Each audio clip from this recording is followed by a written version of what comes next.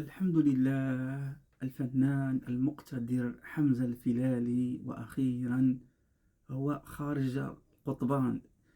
اليوم خرج من السجن في اللحظات الأخيرة بعدما تنازل. كثير المشتكين اشتكوا به تنازلوا. هذا إن دل يدل على طيبة أخلاقهم، والله العظيم. إخوان المغاربة واخا أنه تقلقوا ودي معهم أخطاء، مع ذلك قلبهم زوين. شكرا لكم أخوتي.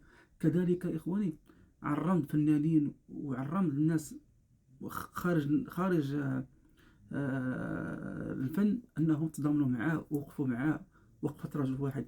أنا صراحة السيد هذا عزيز عليا بزاف وظريف ومن أطيب ما خلق الله. وديما كنذكر البرنامج ديالو في رمضان ملي كان كيهدي عمرة الناس الفقراء. هنيئا لنا، هنيئا لنا بهذا الخبر الجميل مع خويا حمزة.